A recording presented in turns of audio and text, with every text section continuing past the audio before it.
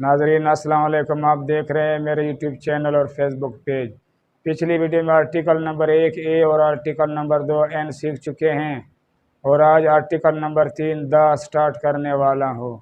नाजरीन, ये वीडियो हर क्लास के तालिब इल्म चाहे रेगुलर हो या प्राइवेट बआसानी से इंग्लिश या इंग्लिश ग्रामर सीख सकते हैं। नाजरीन, वीडियो को स्किप ना करें, अंत तक ज़रूर देखें ताकि आपको समझ आ सके। मेरी कोशिश है कि वीडियो छोटी से छोटी हो और नॉलेज ज़्यादा से ज़्यादा हो। आइए शुरू करते हैं। आर्टिकल को उर्दू में उर्फ़ तनकीर कहा जाता है और उर्फ़ तनकीर का मतलब है इसमें निकरा बनाना। इंग्लिश ज़बान में 3 आर्टिकल्स हैं, number 1 a, number 2 an, number 3 the. A और एन पिछली वीडियो में सीख चुके हैं और आज द की बारी है। आज द को पढ़ेंगे। द वो का मतलब भी देता है, यानी कि द इसमें इशारा का काम भी करता है।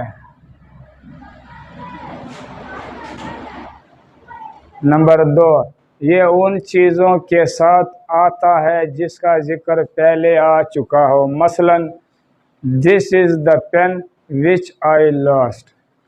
ये वो पेन है जो मुझसे गुम हो गया। नंबर 3, द मखसूस यानी कि पार्टिकुलर अशिया के साथ भी लगता है। नंबर 4, अपनी नौयत की वाहिद अशिया के साथ भी लगता है। नंबर 5, मशहूर और मारूफ वाक़यात और हादसात के साथ भी लगता है।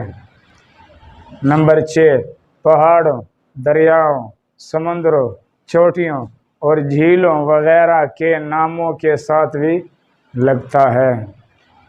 नंबर 7, एडजेक्टिव इसमें सिफ्त की तीसरी डिग्री यानी सुपरलाटिव डिग्री के साथ द लगता है। मसलन he is the poorest boy, वो गरीब तरीन लड़का है। नाजरीन, दिस इज़ अ पेन, ये एक आम पेन की तरफ इशारा करता है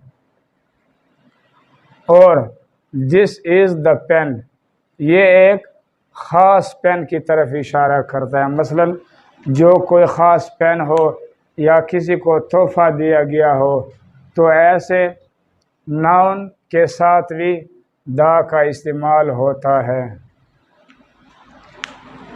चाइना, अफ़गानिस्तान ये आम कंट्रीज़ है, यानी कि ये आम मुल्क हैं, तो लिहाजा आम मुल्क या कंट्रीज़ के साथ द का इस्तेमाल नहीं होता।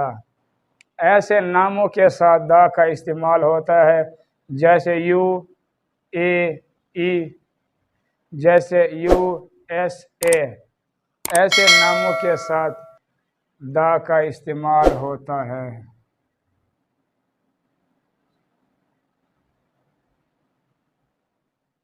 अब तक के लिए इतना। नाजरीन, मेरे यूट्यूब चैनल सब्सक्राइब करके बेल आइकन पर क्लिक करके ऑल पर ज़रूर क्लिक करें और साथ साथ लाइक भी करें।